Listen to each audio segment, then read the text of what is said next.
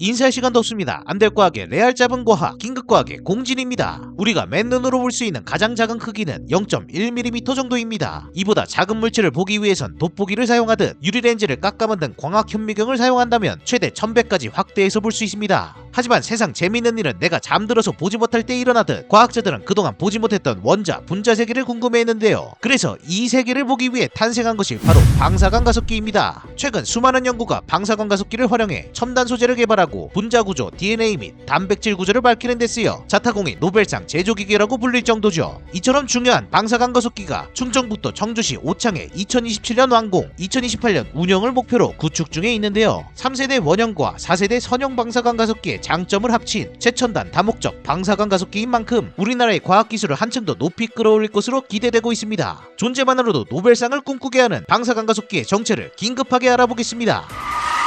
우리 인간의 눈이 인지할 수 있는 빛의 파장, 가시광선 파장은 380에서 780나노미터로 그 이하의 파장을 가진 자외선, X선, 감마선 영역은 우리 눈에 보이지 않습니다. 이 영역을 보기 위해서는 극자외선에서 X선에 이르는 380나노미터 이하의 초미세 파장의 강력한 빛이 필요했죠. 이 때문에 방사광 가속기가 거대 현미경, 빛 공장이라는 별명을 갖게 된 것인데요. 이런 방사광 가속기는 많은 발명의 사례에서 찾아볼 수 있듯 뜻밖의 실수와 발상의 전환에서 나왔습니다. 1930년대 초 미국의 물리학자 어니스트 로런스는 입자가 전자기장 안에서 힘을 받는 로렌츠의 힘을 이용한 최초의 입자 가속기 사이클로트론을 개발했는데요. 1947년 제네럴 일렉트릭의 과학자들은 이를 개선한 입자 가속기 싱크로트론을 만들었는데 빛이 새어나오는 문제점을 발견하게 됩니다. 입자를 가속하는 과정에서 의도치 않은 빛 에너지로의 변환이 생긴 것이기에 해결해야 하는 문제였던 것이죠. 이때 연구팀은 입자 가속기를 통해 나오는 빛이라면 엑스레이가 가능할 정도의 초미세 파장을 만들 수 있을 거라고 예상했고, 실제로 싱크로트론이 만들어내는 빛 방사광에는 X선, 자외선, 가시광선, 적외선 등 넓은 스펙트럼이 발생한다는 것을 발견했습니다. 특히 당시 과학계에서는 X선에 대한 관심이 빠르게 커가던 시기였는데요. 1934년 단백질 결정에 X선을 조이면 회절 현상이 일어난다는 것을 발견하면서 이를 이용하면 원자 수준까지 단백질 구조를 파악할 수 있을 거란 기대가 생겼기 때문이죠. 하지만 1세대 방사광 가속기는 방사광 그 자체를 활용한 연구보다는 입자물리 실험을 위한 보조시설이었기 때문에 X선 활용 연구에 사용될 수준은 아니었습니다. 이후 1962년 X선 회절을 이용한 DNA 이중나선 구조 모델 연구와 구형 단백질 구조 연구가 각각 노벨 생리의학상, 화학상을 수상하면서 X선에 대한 관심이 더 높아졌죠. 그러면서 과학계에선 더 작은 단위까지 더 선명하게 볼 수 있게 해줄 강력한 X선을 열망하게 되는데요. 이 열망이 본격적으로 이루어진 것은 1980년대 2세대 방사광 가속기가 나오면서부터입니다. 2세대 방사광 가속기는 전자빔에서 나온 빛을 휜자석을 이용한 꺾임, 가속 운동으로 1세대보다 훨씬 더 밝은 방사광을 만들게 되었죠. 그리고 1990년대 등장한 3세대 방사광 가속기는 전자빔을 더욱 정교하게 컨트롤해 빛 방출을 높이고 여기에 더해 휜자석보다 빼곡하고 주기적으로 자석을 배열한 언듈레이터를 추가하여 더 많이, 더 자주 휘게 했는데요. 이로써 2세대 방사광 가속기보다 무려 1000만배 밝은 방사광을 만들 수 있게 되었습니다. 방사광 가속기의 세대를 거듭한 진화는 단순히 나노미터 단위 세계를 표면적으로 관찰하는 것을 넘어 X선 결정화, X선 회절 이미지, 세포의 화학적 조성 연구에 있어 훨씬 더 입체적인 분석을 가능하게 했죠. 또 안정적이고 고성능인 방사광 학부는 연구실 밖 산업 분야까지 활용 저변을 넓혔고 다양한 기술 혁신을 이끄는 중입니다. 특히 바이오, 제약, 의료 분야에서의 성과는 우리 일상에서도 체감할 수 있습니다. 대표적으로 코로나 바이러스 백신 연구를 꼽을 수 있죠. 미국 캘리포니아 스크립스 연구소의 연구팀은 방사광 가속기를 사용해 코로나 감염 후 회복기에 있는 환자의 코로나 바이러스를 분석, 이를 통해 코로나 바이러스 스파이크 단백질의 RBD를 표적으로 하는 항체 구조를 밝혀냈죠. 이 구조에 대한 이해는 백신 및 바이러스 치료제 개발에 기반이 되었으며 나아가 향후 발생할 코로나 바이러스의 변이 예측 연구에도 큰 영향을 미치게 되었습니다. 또 스위스 로슈, 노바티스 등 글로벌 제약회사가 사용하는 유럽의 방사광 가속기 ESRF는 빔라인의 자동화 등을 통해 매년 수천 건의 단백질 구조 분석 결과를 내놓고 있는데요. 이를 통해 질환의 원인이 되는 바이러스, 세포 등의 단백질 구조 분석에 있어 정밀도 및 속도를 개선하며 신약 개발의 성장을 주도하고 있습니다. 한편 에너지 신소재 반도체 분야는 산업 규모가 크고 최첨단 제품이 시장을 독식하는 특성이 있어 기술 개발 경쟁이 치열할 수밖에 없습니다. 이때 방사광 가속기의 활용은 게임 체인저가 될 기술 개발의 가능성을 높이기 때문에 그 중요한 중요성이 점점 더 커지고 있죠. 이를 활용한 대표 사례로 연료전지 촉매 재료 개발이 있습니다. 그동안 연료전지는 촉매로 백금을 사용했기 때문에 비용이 높다는 단점이 있었는데요. 미국 스탠퍼드 대학 SLAC 국립가속기 연구팀은 방사능 가속기를 활용해 나노 입자 크기의 백금, 이투륨 혼합물을 촉매로 개발, 순수한 백금보다 5배 더 활성이 높고 저렴한 물질을 만들어냈습니다. 이외에도 일본의 차세대 전고체 전지 개발을 위한 라이징 프로젝트, 영국 롤스로이스가 진행한 보잉 787 비행기 엔진 내구성 향상 기술 역시 방사능 가속기를 활용한 사례이죠. 이처럼 방사광이 가져오는 성과를 놓치지 않기 위해 주요국들은 1990년대부터 산업체의 방사능 가속기 활용 활성화를 위한 정책 및 제도적 지원을 시행 중입니다.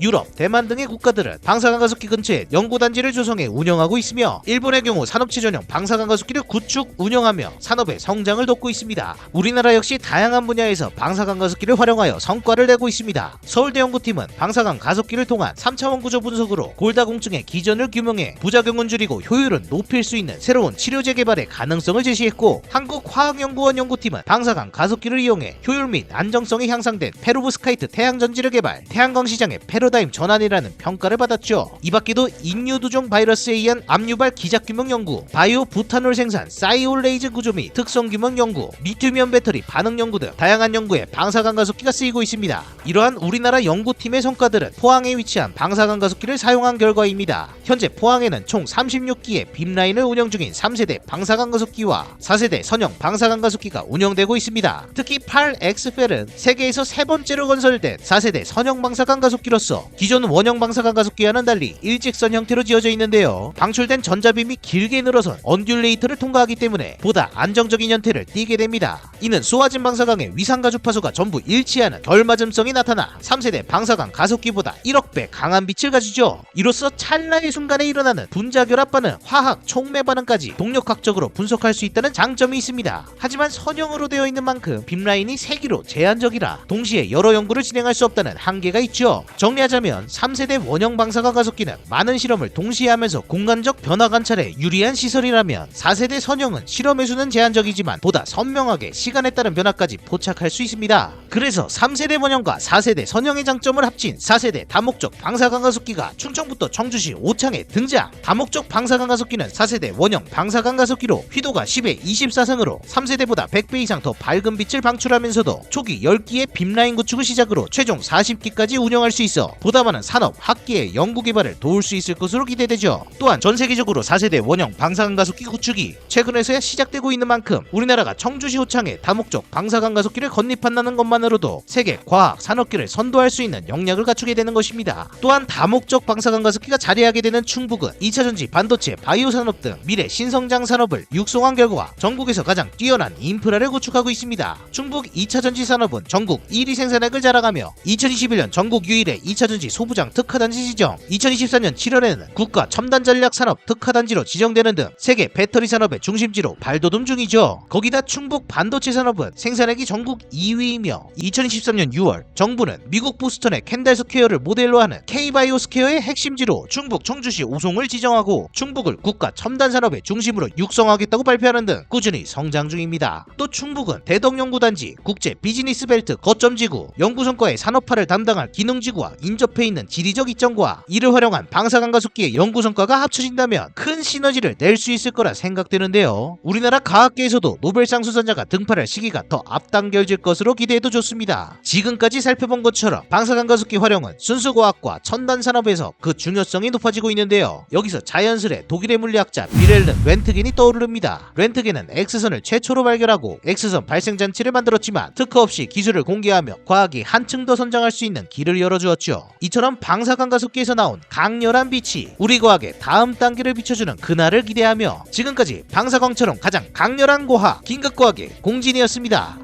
지금까지 보시고 도움이 되셨다면 아래에 댓글 꼭 남겨주시고요. 그리고 잊지 마시고 구독과 좋아요 꾹 눌러주시기 바랍니다.